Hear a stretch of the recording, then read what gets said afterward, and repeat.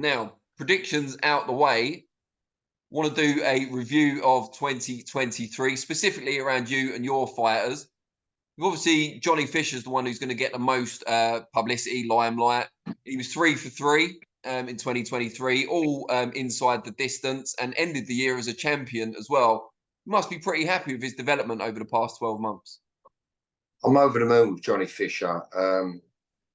Super over the moon. Won that that heavyweight title against Harry Armstrong in emphatic fashion. Couldn't roast it better.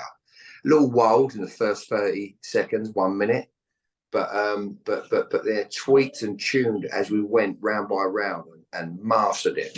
And body shots, through body shots like a light Mexican, placed them and all, and matched him and beat him, Armstrong, two them body shots and all. So you know, it all come together that night, and I'm over the moon. And a couple of weeks later, I got a phone call saying he's getting the best Young Boxer of the Year award. So that was the icing on the cake, and very well deserved. I've got to say that Johnny Fisher is a tremendous worker, good student. If anything, you got to hold him back a little bit. I've kind of because you know he trains very hard, but he needs to. He's chilling out at the minute, and he's gonna be straight back in camp after these Christmas holidays. When you've got someone like Johnny, because you've worked with world-class fighters throughout the years, but Johnny's someone you've had from the very start, came in quite raw, and you've had to develop him. Does it mean more when they succeed? Well, I get something from everyone I've trained, to tell the truth, but what it is, how can I say? Johnny was very raw. I've got to say, he was very raw. And if they're willing to work patiently and hard, I'm willing to give them my time to get performance, to get to balance them, to try and make him cuter. But Johnny's got a raw strength that is naturally strong, and he's got a big, massive heart too. So if we can, like I think we're doing at the minute, is just hone and tune in and polish him up, and let him understand there's a beginning and there's a middle and there's an end of a fight. You get me? And whatever's in front of you, you have to approach each and every one of them in a different way. Fighters, that is, and you have to weigh up their psychological aspect, where they are, their physicality, their style, whether they're south or ortho, whether they're short or long. But he's understanding all of that now, and when push comes to shove, a fight's a fight, and it's got to go. You want Johnny Fisher on your side. I want Johnny Fisher, and I want Tommy Fletcher as well. He's another one who went 3 for 3 this year. Looking, as good as we expected from the amateurs, powerful. How happy have you been with how he's progressed over 2023? Well, I'm glad you mentioned Tommy Fletcher, the Norfolk Nightmare. He's a phenomenal puncher, but very articulate in his work.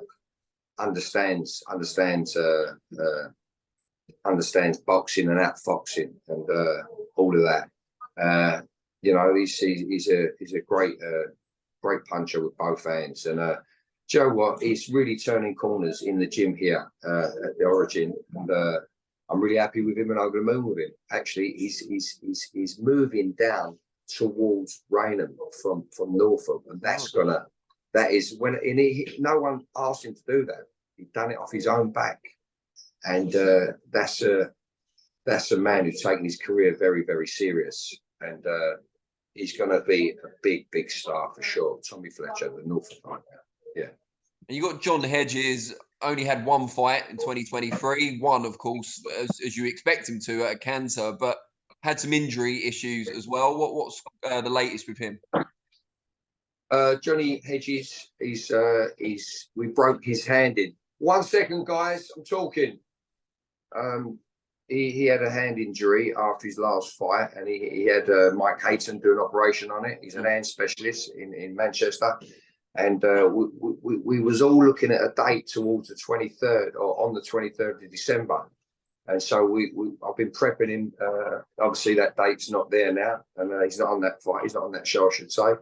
So he's broke his hand in after some time out, and Johnny Hedges is a very, very, very good boxer. Slick, quick, natural. Reads a fight well. Readability is incredible. He's moving up to cruiserweight, which is going to suit him. He's 6'7" himself, southpaw, and we're tweaking him. We're doing bits of tweaking and tightening up on areas. And he's as I said before, he's a Tyson Fury. He really is. He's a great boxer, Johnny. He's got good character. It's coming out of him now, and I can't wait for him to get going. We're actually stepping things up in the gym because we've got possible dates, and we've been told dates that have not been announced yet. But we're getting him ready for a fight very soon for after Christmas. Yeah. And that's John Hedges, of course. But then you've got some of the younger guys in there. You've got Finley James and you've got Joel Bartel. Just tell us a little bit about them and how they're getting on. Joe Bartel is he's a phenomenal box puncher, fighter, big heart, getting cute. Middleweight, big middle. It's going to be a big middleweight when he fills out a little bit more. He's with Strike Sports Management and myself, and I think he's 4-0 now, all by KO apart from one. He's a really, really good. He's good on the eye. He's good on the eye for fight fans because he brings the heat. They call him the Beast, and he's a good fighter, mate. And a few more fights. I said this before from his debut, but he should be with a big promoter, and it'd be a shame not to because he's got it all. He's got it all.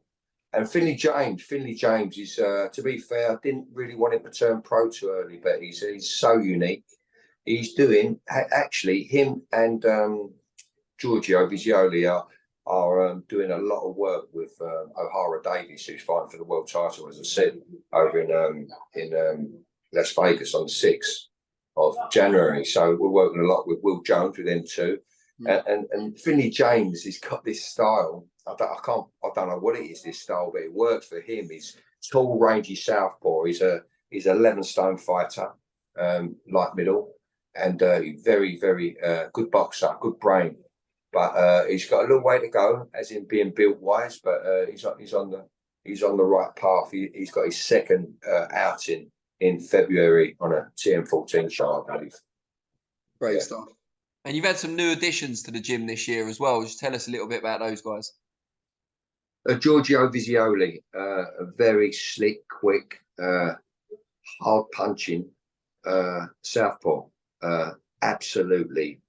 He's been helping O'Hara Davies in sparring because O'Hara's fighting for the world title on the 6th of January over in Vegas on the Top Rank show. So he made his debut. Giorgio made his debut last month over in Dublin, and he had a guy with a winning record and took care of him in great fashion as well. 1 round stoppage, KO, I should say. But it was the way he puts his shots together. And I was in a gym a couple of days ago. Tommy Fletcher was watching him, and Tommy Fletcher was watching Giorgio like with his mouth open. He couldn't believe what he was doing. Since his first fight, that debut over in Dublin, he's come on wonders. He's come on wonders. Giorgio Violi. He's a great one to look out for. Don't forget that name, Violi. It's a hard one to forget.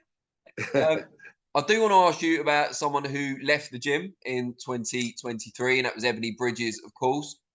Just more generally, she recently lost her world title in her first fight since the split. Dillian Whyte famously lost to Alexander Povetkin in his first fight after you guys split as well. What are your kind of emotions when something like that happens? Someone you've spent a lot of time with, had success with, they leave you, and then they fail, basically.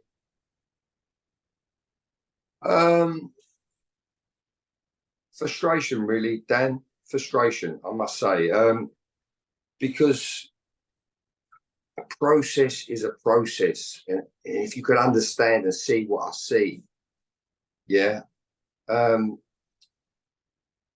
Ebanie, I've not watched the whole fight. I saw the highlights of her fight, but see, when she first come to me, I thought Matchroom and Eddie Hearn done a great job for her, getting her that world title fight in which we was victorious. It was a tough fight, but she was victorious.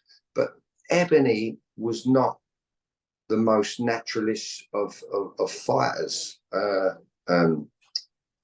Big heart, massive heart, and great work ethic, incredible professional. But I felt that we see what's frustrating for me. See, she come into boxing late in the game, and she's got her idols, these Mexicans, the Chavezes and Moraleses, the up and down, inside fighting and all that. But like, you can't just look at them and be them. Yeah, you have to be built. I really believe that together, me and Ebanie done a good job in building from her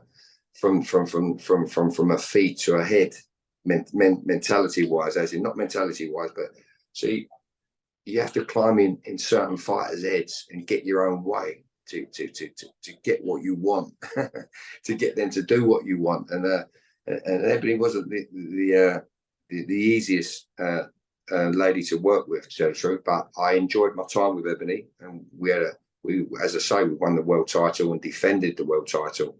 But I'll be honest with you, a second fight, I never knew how I was going to get inspired to go through that process again with Ebanie, to tell the truth. But that girl Shannon something from Shannon O'Connell, she was a fiery so and so herself, and she G'd me up and pumped me to train Ebanie for that fight.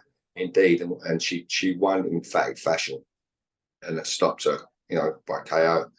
But no, yeah, frustration, I should say, is the word when someone like when you do such a lot of work with someone, and we're on the right track and on the right path, physically and mentally. You're there, and there's more corners to turn, but allow it. You know what I mean? And yeah, so I was a little bit disappointed. Me and Ebanie split, but because we was knocking on doors to unifying. You know what I mean? And as I say, I felt Matchroom done a great give her a great opportunity to fight for that world title, and we worked well together. Yeah, for sure. And yeah, as I say, I've seen her highlights of her. She's getting on a bit now, Ebanie, as well. And yeah, it's difficult to find what we had again. You know what I mean?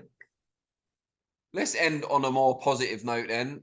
2024, looking ahead, what's an ideal next 12 months for you and for your fighters? What do you want to see next year? Well, my fighters, they're all very, very. They're not too young, but they're early 20s. They're a young crop. They're all very different, but they're all tweaking and punching hard. Yeah, and they're getting cute, and they're getting very, very good at counter punching. You know what I mean? And we want to continue to build, and we want them Saudis to listen up to Tibbs Boxing. And we're going to get out there and get some of that work. Yeah, you haven't mentioned Elle Brooke. She's looking like a little Morales. Elle Brooke, you've forgotten about her. She's fighting on the Misfits card in Leeds, as it happens, and she's looking phenomenally well. That's in January, isn't it? That's in January. She's just done 10-2s in here today with 2 different sparring partners. I can't push her too much, but she's doing really, really well. And no, getting back to all my fighters, I'm over the moon how they're developing. They're staying cute. They're living good.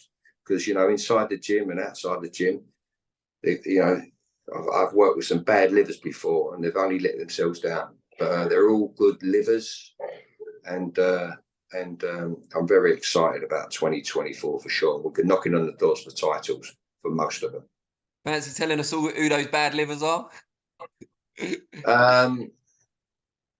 No, when I say bad livers, when I mean bad livers, I don't want my guys to This is it. I was talking to someone yesterday. I forget who it was now.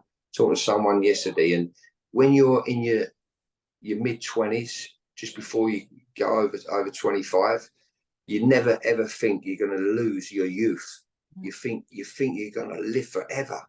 Yeah, you never know the meaning of youth till you've lost it.